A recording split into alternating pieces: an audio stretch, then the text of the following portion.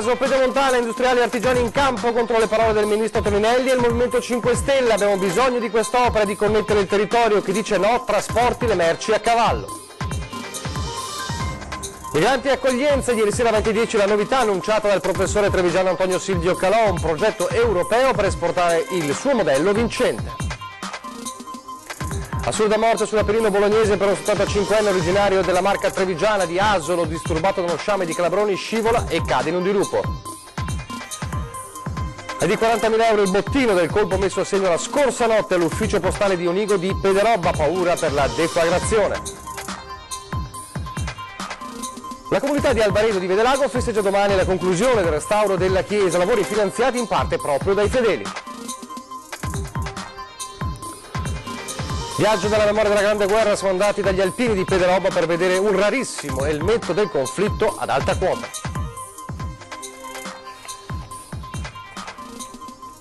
Telespettatori di Antenna 3, buonasera e ben ritrovati con l'edizione trevigiana dei nostri telegiornali. Dunque, in primo piano torniamo a parlare del caso Pedemontana dopo le parole di ieri del ministro pentastellato Danilo Toninelli e del Movimento 5 Stelle, le perplessità sull'opera. Oggi scendono in campo le imprese a difesa della Pedemontana, dicono abbiamo bisogno delle strade per mantenere la competitività di una delle aree più produttive del paese.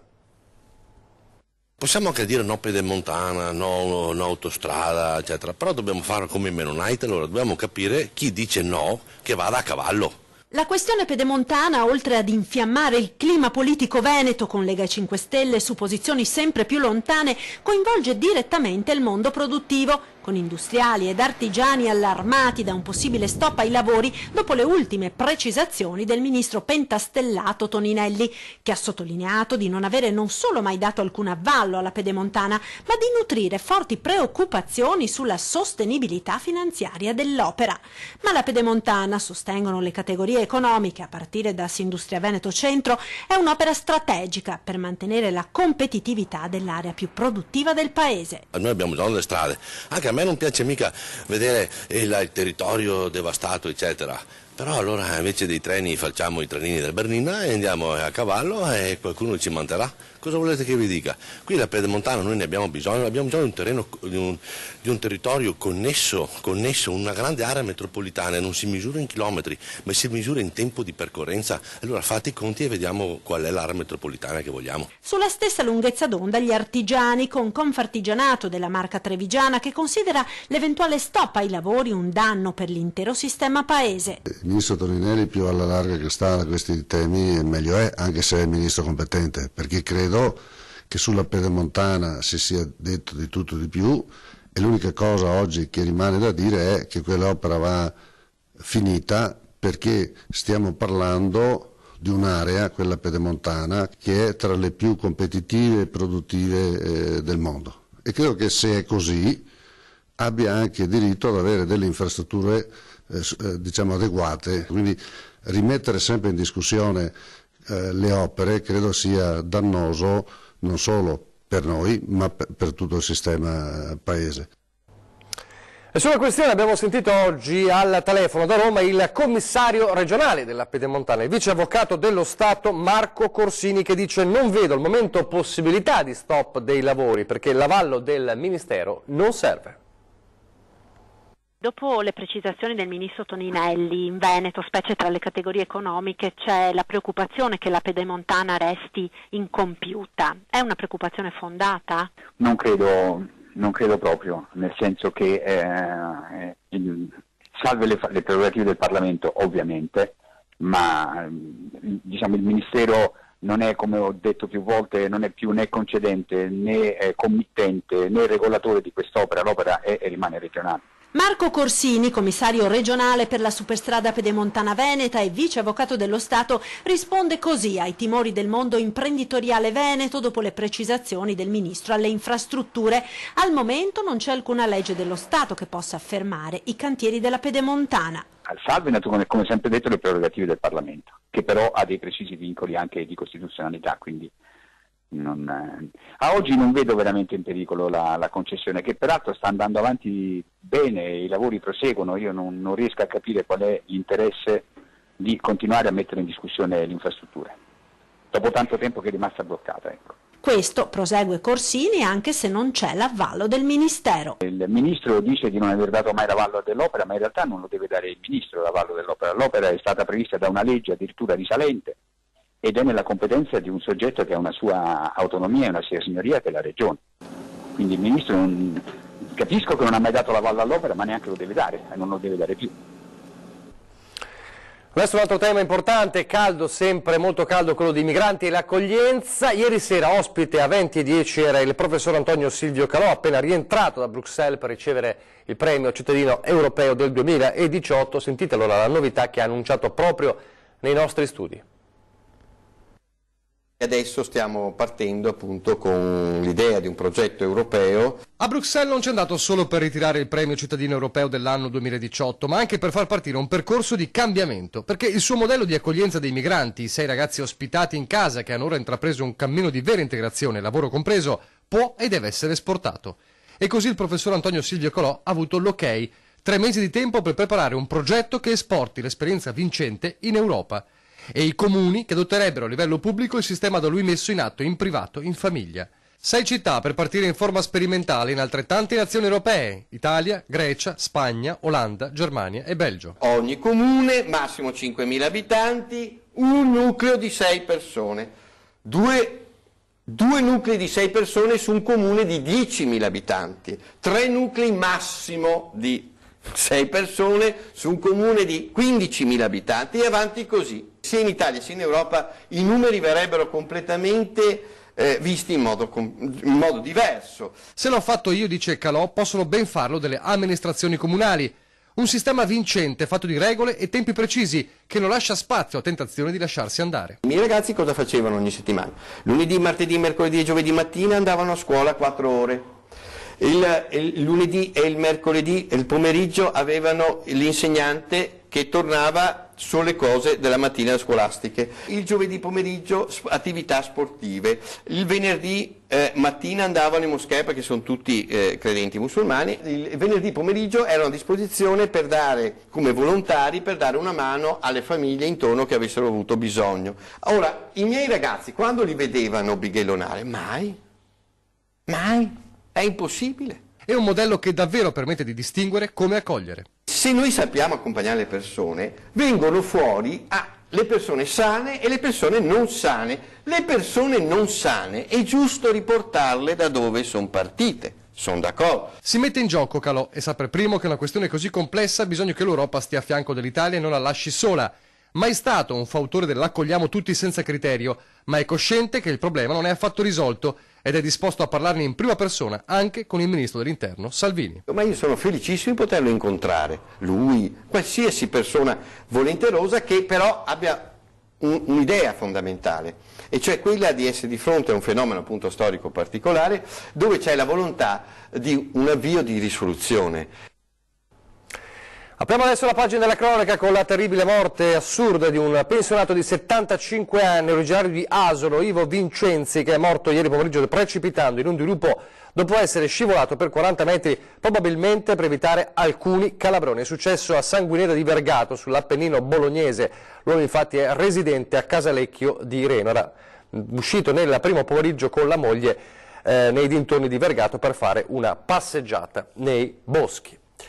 E il 12 novembre a Mestre il processo d'appello in aula bunker per Mihail Savciuc, il giovane moldavo che 1 anno e mezzo fa uccise a Vittorio Veneto l'ex fidanzata Irina Bacalla, lo ricorderete, e non solo lei, purtroppo anche il bimbo che la giovane portava in grembo. È stato condannato in primo grado a 30 anni di carcere per aver ucciso l'ex fidanzata incinta al 7° mese ed averne occultato il corpo in un boschetto nel Vittoriese. Il prossimo 12 novembre Mihail Savciuc, 20 anni, moldavo, tornerà nuovamente in aula per il processo d'appello.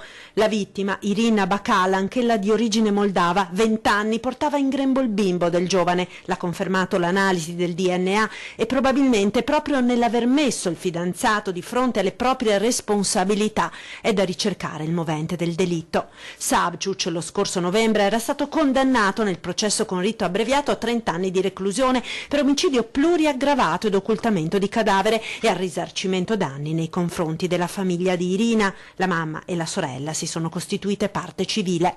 30 anni è il massimo della pena, considerando il ricorso al rito abbreviato che prevede lo sconto di 1/3 ed il mancato riconoscimento della premeditazione.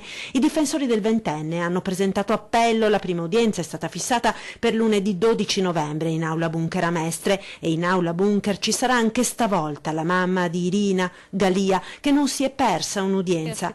Mia figlia non c'è più, io non ho più pace, ha commentato la donna che vive a Conegliano. Cosa mi aspetto? Giustizia per mia figlia. A Pederobba ora con un boato nella notte e un postamat fatto saltare in aria. Sportello automatico dell'ufficio postale di Onigo di Pederobba fatto saltare nella notte da 3 uomini a volto coperto che si sono poi dileguati a bordo di un Audi A6 e di una BMW Coupé. Colpo riuscito, visto che la banda è scappata con un bottino che dovrebbe aggirarsi sui 40.000 euro. In molti sono stati svegliati verso le 3 del mattino dall'esplosione del postamat di via Cavallea. La banda ha usato una cosiddetta marmotta, una mattonella di polvere pirica compressa che ha sventrato la colonnina, causando anche vistosi danni alla vetrata dell'ufficio. Tutto in pochi secondi. Intorno i residenti hanno fatto a tempo a sentire il botto, le grida, la sgommata delle auto in fuga. I carabinieri hanno setacciato la zona senza esito. Ora si cercano elementi utili nei filmati delle telecamere di videosorveglianza. Un episodio riprovevole. Fortunatamente le forze dell'ordine si sono subito attivate, la struttura ha risposto efficientemente e contiamo di arrivare ai responsabili il prima possibile. Un territorio preso di mira dalla criminalità nelle ultime settimane. È della notte tra martedì e mercoledì il raid nella zona artigianale di Cornuda con la spaccata al negozio di moto DF e altre 2 aziende bersaglio dei ladri. Nel corso degli anni, proprio su iniziativa di Marco Turato, del nostro sindaco, sono state installate diverse telecamere sul territorio e altre sono in corso di installazione. Questa è una prima misura concreta per rafforzare la sicurezza dei cittadini. Sicuramente ci riuniremo e troveremo altre soluzioni volte a contrastare questo anomalo svolgersi di eventi criminosi. La politica adesso, la Lega a Treviso conferma, ribadisce che ci sono solo problemi logistici alla base del rinvio della festa della Lega Veneta che era prevista per il 21 e 22 ottobre. Intanto anche qui arriva l'eco dell'ennesimo atto contro una sede del Carroccio in Trentino. Fa capire chi è dalla parte del giusto e chi gli è rimasto solo i mezzi delle bombe perché ha finito quelle delle argomentazioni. Un salire di questa tensione certo non fa bene alla politica, non fa bene ai cittadini. Commenta così il capogruppo della Lega a Palazzo dei 300, Riccardo Barbisan: la bomba carta fatta esplodere nella notte davanti alla sede del Carroccio di Ala in Trentino Alto Adige alla vigilia dell'arrivo del leader Matteo Salvini. Episodio a firma degli anarchici, come a Villorba, il K3 sede provinciale. Proprio in questi giorni ricorrono i 2 mesi da quella data che ha secondo me segnato la storia di Treviso, perché Treviso non era abituata a questa conflittualità così elevata. E un'altra data simbolo è quella del 22 ottobre, ma non ci sarà l'attesa celebrazione dell'anniversario del referendum per l'autonomia, con Treviso che doveva diventare cuore pulsante quel giorno della Lega Veneta. Festa rimandata, l'ex Pagnossin non può ospitare più di 400 persone per volta. Solamente una questione pratica, assicura Barbisan, niente di politico. Assolutamente no, per noi era una grandissima occasione, ci dispiace per quello che era successo, ma non c'è nessun motivo politico, c'è solo un motivo logistico e organizzativo. Direi che siamo vittime del nostro successo. Noi speriamo comunque di avere Matteo Salvini, se non il lunedì che era previsto, a breve, magari in novembre. Dalla Lega Forza Italia che si affida a un nuovo giovane coordinatore cittadino. Fondamentale per noi, per Treviso, è tornare ad avere la presenza di Forza Italia sul territorio. So che è un compito difficile, ma allo stesso tempo me ne faccio carico e siamo pronti per metterci al lavoro e sostenere l'attività amministrativa di Andrea De Checchi e Davide Accampola. Forza Italia riparte dai suoi giovani e affida al 27enne Francesco Di Middio, originario di Santa Maria del Sile, la segreteria cittadina del partito, che deve rinfoltire le schiere dei suoi elettori e per farlo bisogna tornare tra la gente, puntare, dice, su nuovi temi. Credo che dobbiamo ripartire appunto uno intanto, tornare nei quartieri tra la gente e ritagliarci una nostra identità. La nostra identità può essere quella del sociale, dove comunque io sono molto attivo all'interno del mio quartiere, nell'associazionismo, e anche quello appunto di, ripeto, stare vicino alla gente e ascoltare. Forza Italia deve tornare ad ascoltare la gente. Ridare peso alla presenza degli azzurri a Treviso e in base a questo rivedere i rapporti di forza con l'alleato, la Lega. Che noi amministriamo in tutte le realtà della provincia di Treviso ottimamente assieme alla Lega, il rapporto è saldo e solido, però ho detto a Francesco che veramente bisogna cominciare anche ad essere orgogliosi del nostro partito e creare un rapporto con la Lega che deve essere un rapporto egualitario senza prime donne né da una parte né dall'altra. Una nomina, quella di Di Middio, che per un soffio alle comunali di giugno non è stato eletto in Consiglio, benedetta anche dal deputato Raffaele Baratto, una presenza la sua elogiata dal coordinatore Chies, pungente con i precedenti parlamentari di Forza Italia. Abbiamo passato un periodo in cui non sapevamo chi stava con noi e chi voleva sabotare il nostro partito, oggi diciamo che veramente chi sta in Forza Italia sono persone che amano questo partito e che fanno propaganda elettorale per noi. Restiamo in città e torniamo a parlare del dibattito sempre più acceso sull'apertura dei varchi ZTL. Dopo più di un anno dall'installazione dei varchi elettronici nei pressi del ponte San Francesco, il pannello luminoso indica che la ZTL è aperta al traffico. Le auto, ma anche motocicli e furgoni, ora possono circolare fino a Piazza San Vito tutto il giorno, dal lunedì al venerdì. Il sindaco ha mantenuto la promessa, ma la città si divide fra favorevoli e contrari. L'hanno aperta? No, è male. A me piace chiusa per camminare. Però ci sono certe persone che hanno bisogno di parcheggiare perché hanno qualche... I commercianti sono in gran parte favorevoli all'iniziativa. È un'arteria importante per la città, per noi va bene che sia aperta. Anche se dicono che non bisogna tollerare il parcheggio selvaggio, i controlli della polizia municipale sono essenziali. Perché se lasciano qua le macchine ore non va bene, è giusto che prendano la multa. Per alcuni ora gli stalli per biciclette e moto non sono posizionati in modo corretto.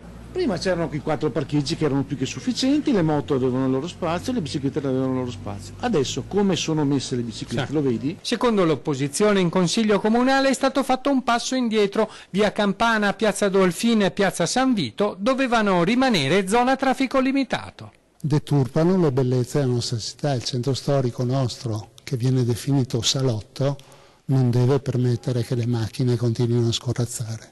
Fino ad oggi per rendere pedonalizzata la città si è solo vietato il traffico senza creare nulla in più. Inoltre è prematuro fare un bilancio dopo appena 10 giorni, ci ha detto il vice sindaco Andrea De Checchi. Molti residenti e da molti utenti che finalmente hanno potuto rivedere un po' di vitalità in un'area svantaggiata rispetto ad altre aree della città. Un salto dal capoluogo della Marca alle colline del Prosecco per parlare di territorio e nuove opportunità economiche. Sapendo qual è la destinazione che è cresciuta maggiormente quest'anno, destinazione turistica, in Veneto, le colline del Prosecco. Le colline del Prosecco quest'anno sono quelle che hanno performato meglio l'incremento di turisti. Crescono più che a Venezia i turisti sulle colline del Prosecco. Un dato che il presidente del Veneto ha sottolineato ieri a Valdobbiadene parlando di opportunità economiche alternative al Prosecco. Un prodotto peraltro che continua a crescere stando agli ultimi dati. Oggi esportiamo, vendiamo, non esportiamo, buona parte ne esportiamo, 540 milioni di bottiglie di Prosecco, è perché qualcuno negli anni duri, quando non si guadagnava, comunque continuava a farlo lì quel vino. A questo però, ha sottolineato il Presidente, vanno sommate le altre produzioni trevigiane e venete, un vero e proprio tesoro da far fruttare. Provincia di Treviso 130 prodotti tipici, Veneto 350 prodotti tipici, l'Italia 4.500 prodotti tipici, un intero giacimento gastronomico. Vi dico questo non per farvi notare che sono i numeri, ma per dirvi un'altra roba, che la prima industria in Veneto, a dispetto di quello che si possa pensare, è il turismo. Un settore che tra queste colline sarà ulteriormente incentivato con l'UNESCO. Arriverà l'UNESCO, quest'anno saremo ad Astana, chiamatela come volete, in Kazakistan, per cercare di portare a casa questo riconoscimento. Ve lo dico perché questi ragazzi qua hanno una grande opportunità. le famiglie e tutti i cittadini che sono qui, i cittadini del territorio. Vi do solo un dato delle Langhe. Le Langhe è patrimonio dell'umanità, è un territorio del vino. Ha decuplicato le presenze turistiche. Ma se noi qui decuplichiamo le presenze turistiche, bisogna fare campeggi, ragazzi. Dobbiamo portare le tende. Una giornata importante domani per la comunità di Albaredo di Vedelago. Si festeggia la conclusione del restauro della chiesa di Albaredo e i fedeli ne sono stati attivamente protagonisti.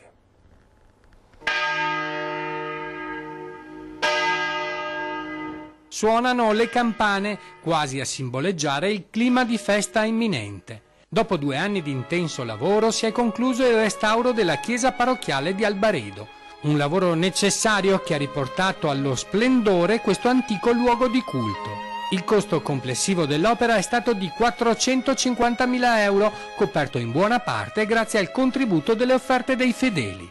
E gran parte di questi soldi sono stati donati proprio dai parrocchiani, quindi si è evidenziato veramente un bel senso di appartenenza alla comunità.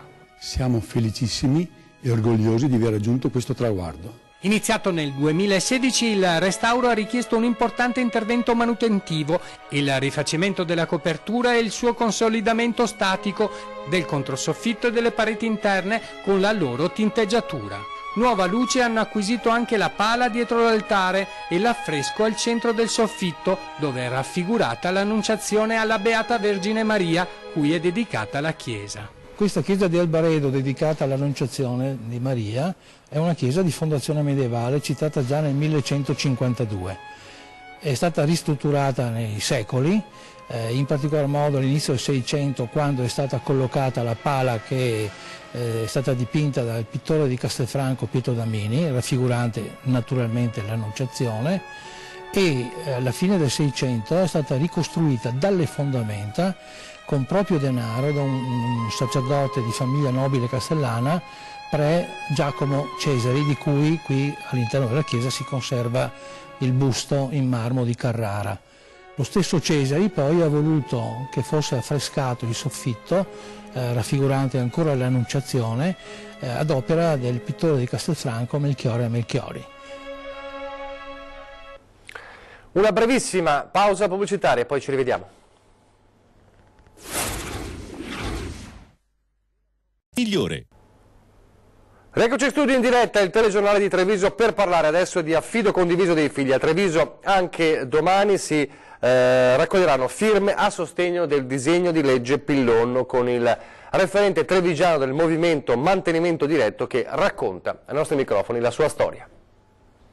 L'obiettivo è quello di sensibilizzare le persone a far sì che in caso di separazione sia giusto che il figlio stia sia con la mamma ma anche con il papà, cosa che purtroppo molto spesso non succede. Mobilitazione anche a Treviso a sostegno del discusso disegno di legge sull'affido condiviso redatto dal senatore leghista Simone Pillon.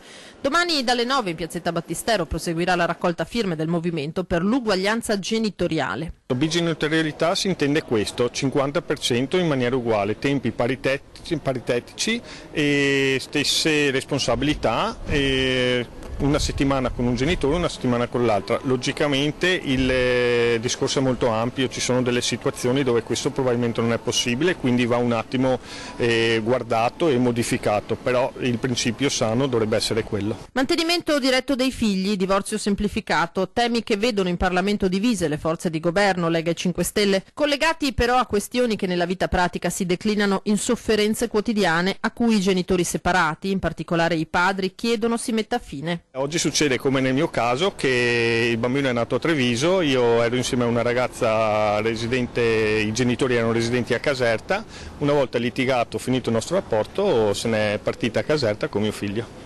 Io sto facendo il genitore, lo vedo una volta al mese, sto facendo il genitore a 600 km di distanza e l'amore può finire, purtroppo non era quello che volevo io nel mio caso, però sono genitore, quindi vorrei vedere crescere mio figlio, insegnargli a camminare, insegnargli ad andare in bicicletta e essere presente come padre.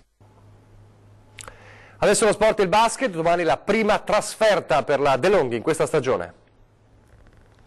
Chi ben comincia è già a metà dell'opera, ma serve confermarsi tanto più lontano dal pubblico amico e così la De Longhi assaggia la prima trasferta della stagione. Coach Max Menetti, ormai esperto creatore di metafore, Dopo l'immagine del primo esame universitario per la gara d'esordio si affida al parallelismo con il ciclismo. Abbiamo fatto la prima tappa che è stata il nostro primo cronometro, adesso abbiamo le prime salite e la prima trasferta dell'anno.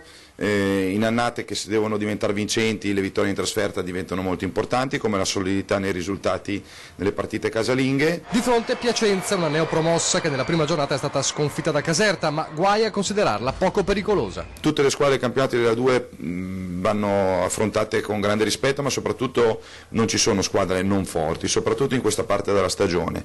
Loro avranno sicuramente l'entusiasmo della prima partita in casa in Serie A, una squadra molto esperta, al di là del fatto di essere neopromosse, insomma, quindi il condimento di una partita difficile ci sono, ma è quello che dobbiamo incontrare in questo momento della stagione se vogliamo, come vogliamo, fare un campionato ambizioso. Lavorare sulla solidità mentale per evitare gli svarioni che domenica scorsa hanno fatto rischiare grosso contro Ferrara. Questa è la ricetta di Menetti, con a disposizione un gruppo quasi al completo. Abbiamo avuto solo il problema di Michele Antonutti, che purtroppo dopo già la botta che aveva preso lo zigomo di domenica scorsa ha avuto un altro problema con una gomitata nell'arcata sopraccigliare e purtroppo molto difficilmente sarà dalla partita. Ecco, però per il resto invece la squadra è abbastanza in salute e insomma credo e sono sicuro desiderosa di portare anche a casa 2 punti che sarebbero veramente molto importanti.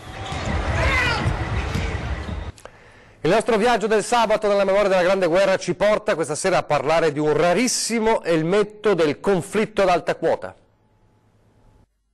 Questo è un elmetto Adria, modello 15 in 4 pezzi, di prima fornitura ricevuta dal Regio Esercito Italiano dalla Francia. Ecco, questo elmetto era di colore blu horizon, era in blu horizon e veniva verniciato di bianco perché era stato dato in dotazione alle truppe alpine combattenti nei ghiacciai. Ecco l'elmetto della neve, simbolo della guerra sulle vette. Da solo racconta non solo le azioni tra i ghiacciai, ma la vita quotidiana sulle trincee, a quote vertiginose e a temperature impossibili. Racconta quei volti segnati dal gelo, dalla fame e dalla sporcizia, di settimane nei camminamenti in attesa di un nemico che molte volte era il colpo di un cecchino che perforava questa sottile lamiera. E anche l'immagine di un'Italia regia che entrava in guerra senza nemmeno gli elmetti, acquistati di colore azzurro e con un fregio repubblicano dalla Francia, e poi ritinti di bianco. E questo serviva per mimetizzare e non far vedere da lontano dagli osservatori austriaci i vari militari che operavano nelle trincee o che camminavano nel ghiacciaio per vari spostamenti logistici. Ecco. È un simbolo rarissimo, trovato una decina di anni fa, quando il ghiacciaio ha iniziato a ritirarsi, diventato uno dei tanti oggetti di una vita di passione nata lungo il Piave. Abitavo proprio lungo la prima linea del fronte della guerra del 15-18. E raccontandomi queste storie di papà mi avvicinavo alla storia, alla passione di queste cose e girando per le varie trincee cominciavo a recuperare qualche cartuccia, qualche pezzo di baionetta, qualche elmetto e così è nata la passione. E la raccolta anno dopo anno, pezzo dopo pezzo, è diventata il Museo degli Alpini di Pederoba, visitabile semplicemente con una telefonata al capogruppo o in comune. Una raccolta per capire, ma soprattutto per non dimenticare quei nostri nonni che tra il Piave e il Grappa hanno difeso col sangue la nostra terra, creando quella coscienza di nazione che il Risorgimento non era riuscito ad accendere. Queste cose lì noi dobbiamo ricordare e farle presenti ai ragazzi che non si dimenticano, perché chi non ricorda va a finire che purtroppo va a fare gli sbagli commessi di una volta.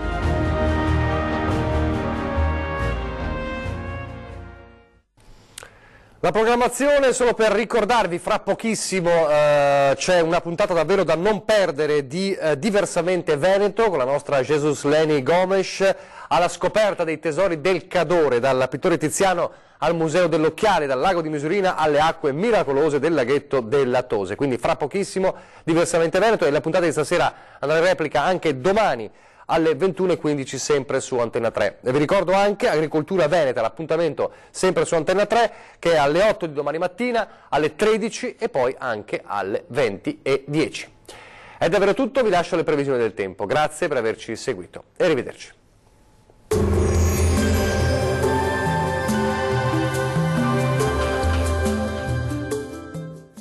Tonus è il miglior negozio di calzature moda comoda. Qui troverete il più vasto assortimento di calzature Fratelli Tomasi. Eleganza e comodità, perché camminare è vivere. Ben ritrovati al meteo. Sarà una domenica dominata dal sole sulle nostre regioni, ma vediamo il dettaglio del 14 ottobre. Sul Veneto sin dal mattino sarà bel tempo. Sarà infatti ampiamente soleggiato su tutte le province. Il cielo si presenterà sereno o al massimo con qualche innocua velatura sparsa. Non sono attesi fenomeni particolarmente degni di nota. Temperature minime tra 10 e 13 gradi. Massime molto miti, tra 20 e 23 gradi circa. Vediamo ora che tempo farà sul Friuli Venezia Giulia.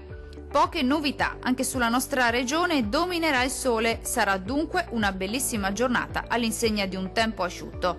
Il cielo si presenterà sereno e sgombro da nubi praticamente su tutti i settori. Non sono attese piogge. Temperature minime tra 11 e 12 gradi. Valori massimi oscillanti invece tra 22 e 24 gradi circa. Vediamo infine la situazione meteorologica del Trentino Alto Adige.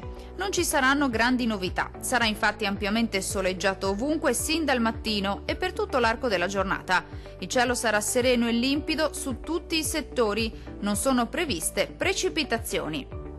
Temperature più o meno stazionarie con le minime intorno ai 10 gradi, massime oscillanti invece tra 22 e 24 gradi circa.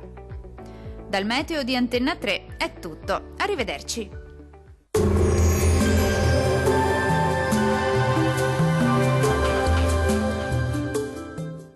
Tonus è il miglior negozio di calzature moda comoda. Qui troverete il più vasto assortimento di calzature Fratelli Tomasi, eleganza e comodità, perché camminare è vivere.